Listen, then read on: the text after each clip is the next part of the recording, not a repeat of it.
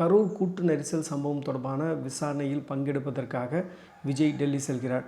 விஜய் ஒரு தாவேகா தலைவரானதுக்கு பிறகு, ஒரு பொலிட்டீஷியன் ஆனதுக்கு பிறகு முதல் முறையாக டெல்லி செல்கிறார் அப்படின்றது தான் முக்கியமான செய்தி. கடந்த 2 நாட்களாகவே சிபிஐ விசாரணையில் பங்கெடுப்பதற்காக விஜய் டெல்லி செல்ல போகிறார் அப்படின்ற ஒரு தலைப்பு செய்தியை நீங்கள் தொடர்ந்து பார்த்துட்டு இருந்திருப்பீங்க. இப்போ விஜய் அஃபிஷியலாக டெல்லி போயிட்டார். விமான நிலையத்திலேருந்து நேரடியாகவே சிபிஐ ஆஃபீஸ்க்கு அவர் போயிட்டார். சிபிஐ ஆஃபீஸில் பார்த்தீங்க அப்படின்னா ஏறக்குறைய 100க்கும் மேற்பட்ட காவலர்கள் அங்கே பாதுகாப்பு பணியில் ஈடுபட்டிருக்காங்க அப்படின்றது சொல்கிறாங்க. விஜயை பொறுத்தவரையில் ஒரு ஹை ப்ரொஃபைல் கேஸ் தான். ஏன்னா விஜய் செல்லக்கூடிய கூட்டங்கள் அனைத்துக்குமே பார்த்திங்கன்னா மிகப்பெரிய அளவில் மக்கள் திரட்சி அப்படின்றது இருக்குது.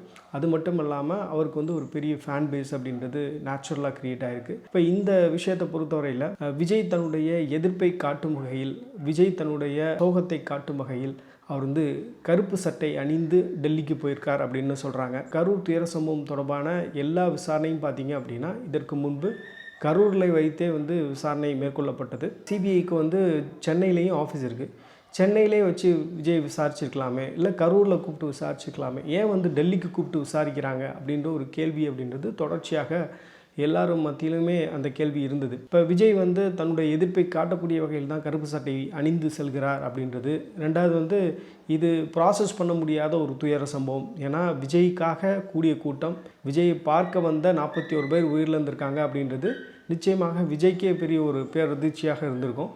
அதனால் தன்னுடைய சோகத்தையும் தன்னுடைய வருத்தத்தையும் தெரிவிக்கக்கூடிய வகையில் அவர் கருப்பு சட்டை அணிந்து போயிருக்கிறார் அப்படின்னு சொல்கிறாங்க. யூஸ்வலாக அவர் என்ன சட்டை அணிந்திருக்கிறார், எப்படி போகிறார் அப்படின்றத வைத்தெல்லாம் நம்ம ஒரு அசம்ஷன் பண்ணி அதை செய்தியாக ஒரு குறியீடாக வச்சிருக்கிறார் அப்படின்னு செய்திகள்லாம் வெளியிடும்.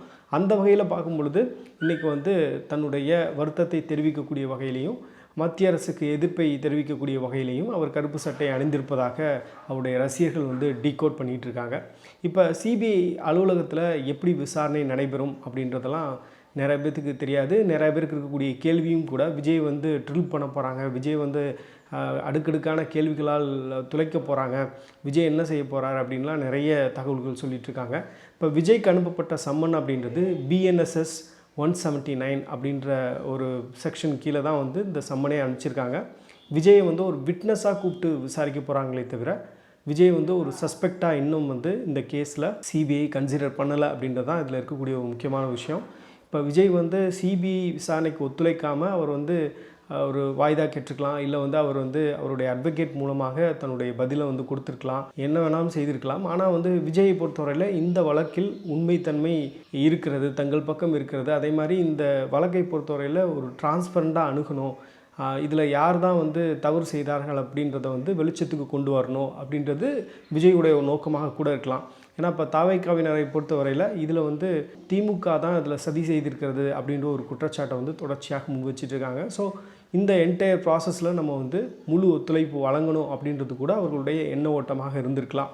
இப்போ விஜய் என்னென்ன மாதிரியான கேள்விகள் கேட்க போகிறார்கள் அப்படின்னு நம்ம பார்க்கும்போது நிச்சயமாக ஒவ்வொரு விட்னஸும் இதுவரையும் சொன்ன கருத்துக்கள் விஜயினுடைய பதிலோடு ஒப்பிட்டு பார்ப்பாங்க. விஜய் அந்த பதிலிருந்து விலகி வேறு ஏதாவது கருத்துக்கள் சொல்கிறாரா, குறிப்பாக அந்த நிகழ்ச்சியை அந்த நேரத்தில் திட்டமிட்டது யார், காவலர்கள் பேசினார்களா, அது உண்மைதானா, க்ரௌடு அதிகமாக வருது அப்படின்னு காவலர்கள் முன்கூட்டியே இன்டிமேட் பண்ணாங்களா, யாரோடு காவலர்களோட டச்சில் இருந்தது அப்படின்னு நிறைய கேள்விகள் கேட்பதற்கான வாய்ப்பு இருக்குது. இதில் விஜயை விசாரிக்காமல் இந்த வழக்கை அடுத்த கட்டத்துக்கு எடுத்துகிட்டு போக முடியாது அப்படின்றது தான் இயல்பாக இருக்கக்கூடிய ஒரு உண்மை. சம்பவம் நடந்த அன்று பார்த்தீங்க அப்படின்னா விஜய் தான் கேரவனில் நின்று பேசிகிட்டு இருந்தார். அப்போ விஜய்க்கு கூடுதலாக விஷயங்கள் தெரிவதற்கான வாய்ப்பு இருக்குது.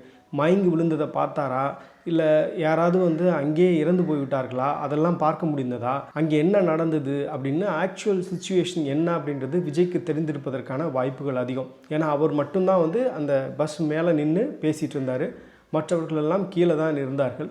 அப்படின்றப்ப விஜய் சொல்லக்கூடிய பதில்கள் மேட்ச் ஆகுதா அப்படின்னு பார்ப்பாங்க. அதில் அவர்களுக்கு சில கேள்விகள் சந்தேகங்கள் இருந்தால் மீண்டும் விஜயை அழைத்து விசாரிப்பதற்கான வாய்ப்பு இருக்குது. இப்போ இந்த விசாரணை அப்படின்றது இன்றைக்கி ஒரு நாளோடு முடிஞ்சிருமா அப்படின்னு கேட்டால் சிபிஐ அதிகாரிகளை பொறுத்தது அப்படின்னு சொல்கிறாங்க. விஜயினுடைய பதில்கள் ஏறத்தாழ மற்றவர்கள் சொன்ன கருத்தோடு ஒத்து போகிறது, எந்த பிரச்சனையும் இல்லை அப்படின்னா விட்டுருவாங்க.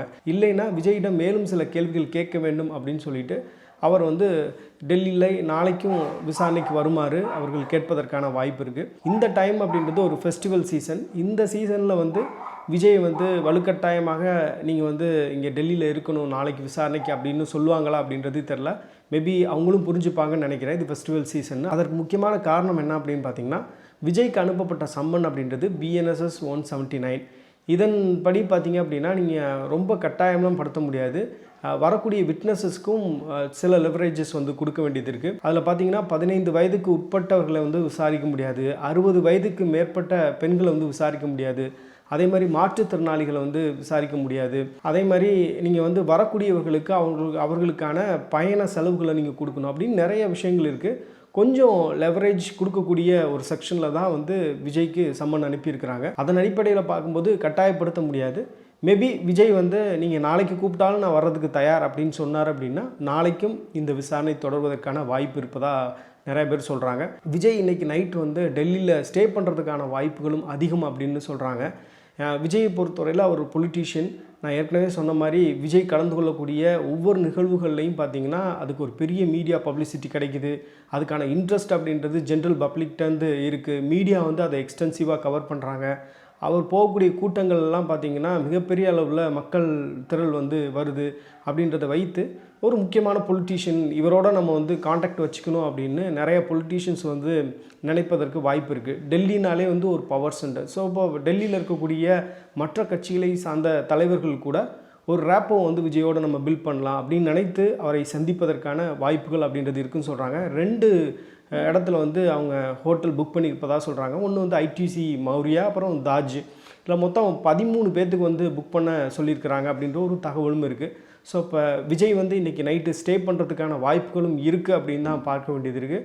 அதே நேரத்தில் பார்த்திங்கன்னா விஜய் வந்து இந்த மாதிரியான விஷயங்களை தொடர்ச்சியாக அவாய்ட் பண்ணக்கூடியவர் தான். அவரை பொறுத்தவரையில் அவருக்கான சர்க்கிள், அந்த சர்க்கிளை தாண்டி ஒரு இன்னொரு தலைவர் மீட் பண்ணுறது அப்படின்றது ஒரு பெரிய சேலஞ்சாக இருக்குதுன்னு தமிழ்நாட்டு அளவில் பார்க்கும்போது நிறைய தலைவர்கள் சொல்லி நம்ம கேள்விப்பட்டிருக்கோம். ஒரு 1-to-1 கான்டாக்ட் அப்படின்றது எப்பயுமே விஜய் வச்சுக்கிட்டது கிடையாது. அப்படி இருக்கும் பொழுது அவர் டெல்லிக்கு போய் ஒரு ஹோட்டலில் தங்கி அவர் மற்ற தலைவர்களை சந்திப்பது அப்படின்றது பாசிபிளா அப்படின்றது ஒரு பெரிய கேள்வி. யூஸ்வலாக விஜய் பற்றி அவரோட பழகினவங்கள்ட்ட பேசும்பொழுது என்ன சொல்லுவாங்க அப்படின்னா, நம்ம 1 மணி நேரம் பேசினோம் அப்படின்னா அவர் 2-3 வார்த்தைகள் தான் பேசுவார் அப்படின்னு சொல்லுவாங்க. இப்போ CBI முன்னாடி விஜயால் அப்படி செய்ய முடியாது. நிச்சயமாக CBI கேட்கக்கூடிய பதில்களுக்கு அவர் வந்து சரியான பதில்கள் சொல்லணும். அதன் அடிப்படையில் தான் அவங்க கொடுத்த சம்மனை ஏற்றுக்கிட்டு விஜய் வந்து டெல்லி போயிருக்கிறாரு.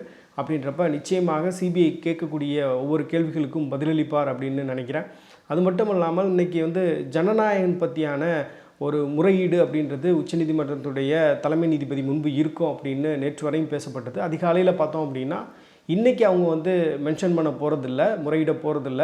ரெகுலர் கேசஸாகவே இது வரட்டும் அப்படின்னு வெயிட் பண்ணுறாங்க அப்படின்னு சொல்கிறாங்க. ஏன்னா இன்றைக்கி வந்து விஜய் வந்து டெல்லியில் இருக்கிறதுனால இப்போ இந்த வழக்கு தொடர்பான விசாரணையோ அல்லது செய்தியோ வந்து பரவலாக்கப்பட்டது அப்படின்னா அது மேலும் பொலிட்டிசைஸ் பண்ணப்படுவதற்கான வாய்ப்பு இருக்குது அப்படின்னு எல்லோரும் பேசுவாங்கள்ல.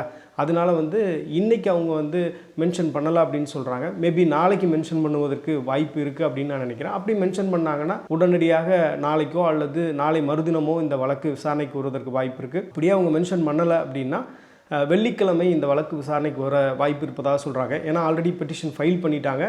ரெகுலராக இந்த கேஸ் ரெகுலர் ஃபாலோஅப்பில் வந்தாலும் வெள்ளிக்கிழமைக்குள் இந்த வழக்கு விசாரணைக்கு வருவதற்கான வாய்ப்பு இருக்குது அப்படின்னு சொல்கிறாங்க. அது மட்டும் இல்லாமல் பார்த்தீங்கன்னா இப்போ டெல்லியை பொறுத்தவரையில் விஜய்க்கு வந்து நெருக்கடி கொடுக்குறாங்க. விஜயை எப்படியாவது வந்து பாஜக தங்கள் பக்கம் கொண்டு வருவதற்கான முயற்சியை செய்கிறது. அதற்கு தான் வந்து டெல்லி CBI அலுவலகத்தில் விஜய்க்கு சம்மன் அனுப்பி வர சொல்லியிருக்கிறாங்க அப்படின்லாம் நிறைய கருத்துக்கள் சொல்லப்படுது. இதெல்லாம் ரொம்ப பொலிட்டிக்கலான கருத்துக்கள் அப்படின்னு நான் நினைக்கிறேன்.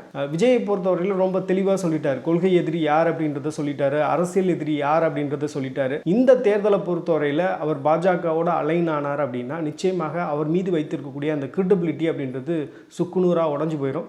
அப்படி இருக்கும்பொழுது எப்படி அவர் வந்து பாஜகவோட கூட்டணி போவார், இல்லை பாஜக சொல்லக்கூடிய விஷயங்களை கேட்பார் அப்படின்றது ஒரு பெரிய சந்தேகம்தான். விஜய் வளரணும் அப்படின்னா நிச்சயமாக அவர் தனக்கு இருக்கக்கூடிய பிரபல்யத்தை சரியாக பயன்படுத்தி வளர்ந்தால் மட்டும்தான் ஒரு ஆர்கானிக்காக அவரால் வந்து கன்சிஸ்டண்ட்டாக ஒரு தலைவராக வர முடியுமே தவிர அவங்க சொன்னாங்க இவங்க சொன்னாங்க அப்படின்னு அவர் வந்து கேட்டு அவர்களுடைய டைரக்ஷன் படி நடந்தால் நிச்சயமாக அவரை மக்கள் ஏற்றுக்கொள்ள மாட்டார்கள். அதை தாண்டி பார்த்தீங்க அப்படின்னா அப்படியான ஒரு முயற்சியிலே அவர் இருக்க மாட்டார் அப்படின்னு நான் நினைக்கிறேன். மற்ற தலைவர்களுக்கு ஏதாவது ஒரு வகையில் ஒரு பொலிட்டிக்கல் நெருக்கடி அல்லது அவங்களுக்கு வந்து ஒரு நிதி நெருக்கடி அப்படின்றது இருக்கும். விஜயை பொறுத்தவரையில் அவர் கம்ஃபர்டபுளாக தான் ஒரு நல்ல நடிகராக, ஒரு நம்பர் 1 ஆக்டராக இருந்துட்டு இருந்தார்.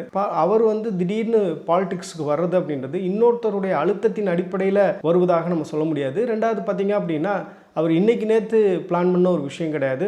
சடனாக அவர் வந்து பாலிடிக்ஸ்குள்ளே என்டர் ஆகிட்டார் அப்படின்னு நம்ம சொல்ல முடியாது. நிறைய தருணத்தில் அவருக்கான இன்ட்ரெஸ்ட் பாலிடிக்ஸில் இருக்குது அப்படின்றத அவர் சொல்லிகிட்டே வந்தார். அதன் அடிப்படையில் தான் இன்றைக்கி வந்து ஒரு சரியான நேரம் அப்படின்னு சொல்லிட்டு அவர் பாலிடிக்ஸ்குள்ளே என்டர் ஆகிருக்காரு அப்படின்னு நான் நினைக்கிறேன். நீங்கள் என்ன நினைக்கிறீங்க அப்படின்றத கமெண்ட் செக்ஷனில் சொல்லுங்கள்.